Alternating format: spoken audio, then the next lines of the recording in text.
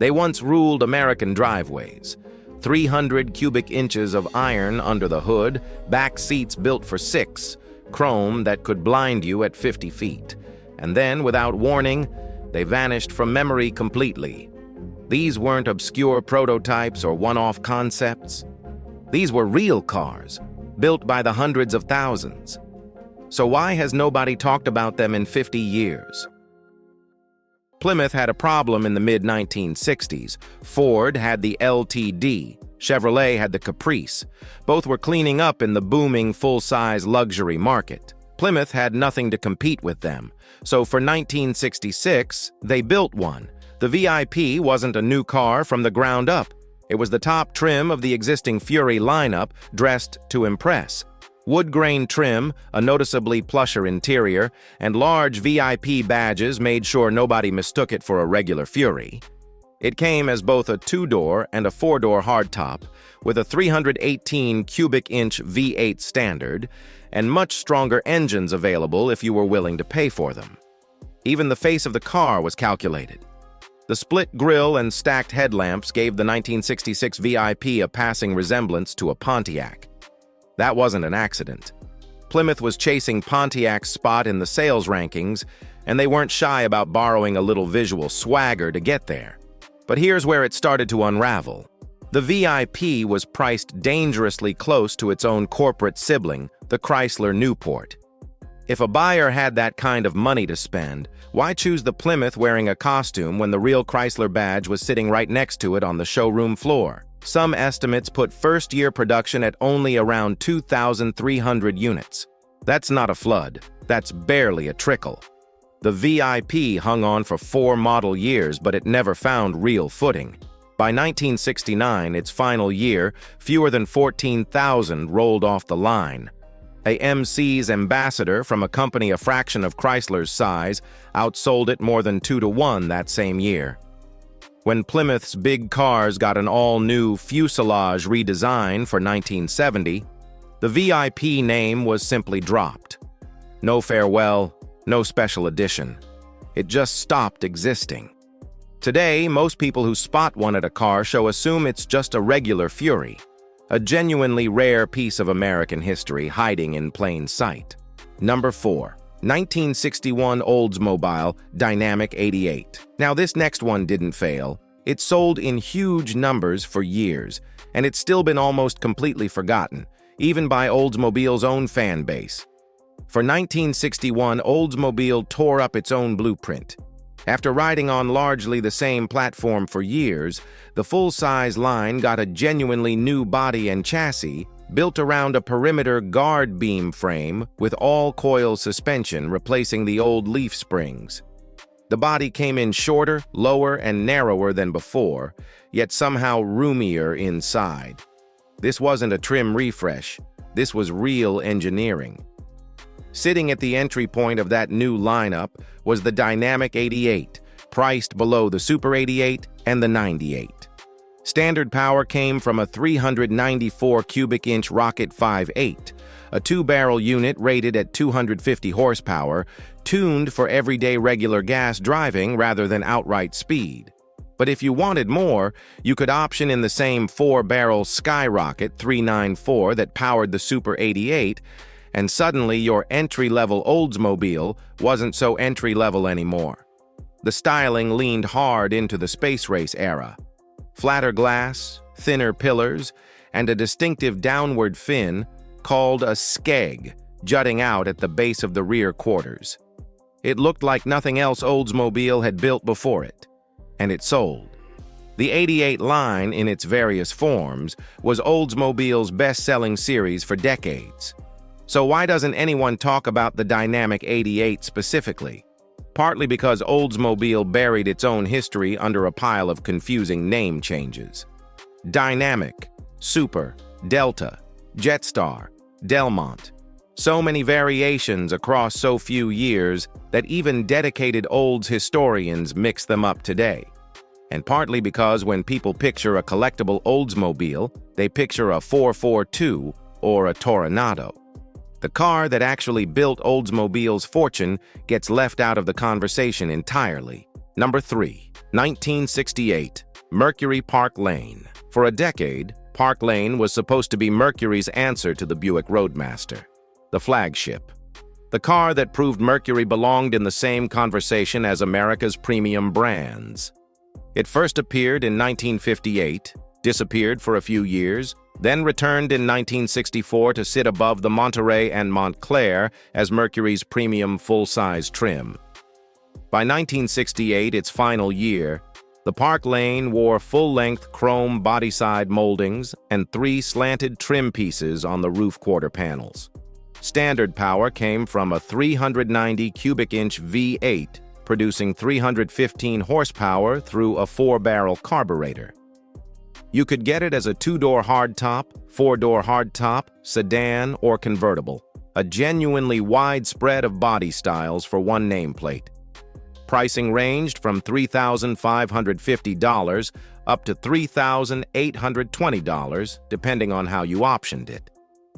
Production that final year landed at 21,094 units, respectable, but never spectacular. And that was Mercury's chronic problem. Too expensive to be a value-priced Ford, not prestigious enough to be a real Lincoln alternative. The Park Lane never built the kind of loyal following that made the Roadmaster name mean something to Buick buyers for generations. After 1968, Mercury restructured its entire full-size range and handed the flagship spot to an expanded Marquis lineup. The Park Lane just disappeared. No send-off, no commemorative trim, nothing. The name would technically resurface decades later as a Grand Marquis package in the 1990s. But that quiet revival did more to erase the memory of the original than to honor it. Ask most car enthusiasts today what a Park Lane was, and you'll get a blank stare. Number 2. 1962. Dodge Custom 880. This next car exists because of a corporate emergency. At the end of 1960, Chrysler killed off the DeSoto brand entirely, leaving a gap right in the middle of Dodge's lineup. No true full-size flagship left to sell. Then Dodge made things worse by controversially downsizing its mainstream 1962 lineup, and dealers were furious. There was suddenly nothing genuinely full-size on the lot. Chrysler's fix was fast and a little desperate. In roughly 3 months, engineers grafted a modified 1961 Dodge front clip onto the body of the 1962 Chrysler Newport. The total tooling bill came to about $400,000, remarkably cheap for what was marketed as an entirely new model because almost none of it actually was new. Production began on January 22, 1962, and the Custom 880 hit dealerships that February mid-year, an almost unheard-of move for the era. The standard engine was Dodge's 361 cubic inch V8 at 265 horsepower, with no other engine offered that first year. Buyers could choose a sedan, a 2- or 4-door hardtop, a convertible, or 6- and 9-passenger wagons. Despite the rushed birth, first-year production still reached around 17,500 units. It did exactly what it was built to do. It filled the gap, kept dealers in business, and Chrysler kept producing it through 1965. But because it was born as a stopgap rather than a legacy nameplate, it never earned the brand loyalty of a Newport or a Polara. It quietly left Dodge's lineup after just 4 years, with no fanfare at all. Today, when it's remembered at all, it's usually as a footnote in the story of DeSoto's death, rather than as a car with a story of its own. Number 1. 1974. Ford Gran Torino Elite.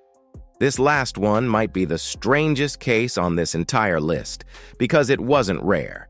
It wasn't a niche product. It wasn't even a failure. It was the opposite of all of that, and it's still been almost completely forgotten.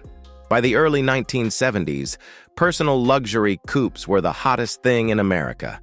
Chevrolet's Monte Carlo was cleaning up. Ford had nothing aimed directly at that price point, because the Thunderbird had grown so large and so expensive, it wasn't really competing in the same lane anymore. Ford's solution was to take the mid-1974 Torino and dress it up as a new flagship trim, calling it the Gran Torino Elite. Underneath, it borrowed its chassis from the Gran Torino Sport and shared body components with its corporate cousin, the Mercury Cougar. On top, Ford layered on a Thunderbird-style upright grille, opera windows, and a vinyl roof, every visual cue a personal luxury buyer expected to see. Power came from a standard 351 cubic inch V8 paired with a 3-speed automatic. It launched on February 18, 1974, meaning it only had a partial model year to find buyers. And it still moved more than 96,000 units, making it the single best-selling Torino variant that year, easily outpacing the Sportier and far more famous Gran Torino Sport.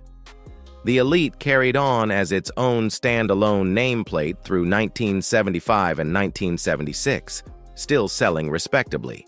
Then, in 1977, Ford launched an all-new, smaller, more affordable Thunderbird, and the Elite's entire reason for existing evaporated overnight. It was quietly discontinued, and that's the paradox sitting at the top of this list. For a few years, American buyers chose the Gran Torino Elite by the tens of thousands. It outsold cars that are still celebrated today, and yet it left almost no cultural footprint behind. No magazine legend status, no dedicated collector clubs chasing it down. Just a car that thousands of families actually drove, and that almost nobody remembers now. 5 cars, hundreds of thousands of units sold between them, real cars that real families drove to work, to school, to vacations, for years. And somewhere between the muscle car legends and the modern classics, they all just slipped out of the conversation entirely. That's really the theme running through this whole list.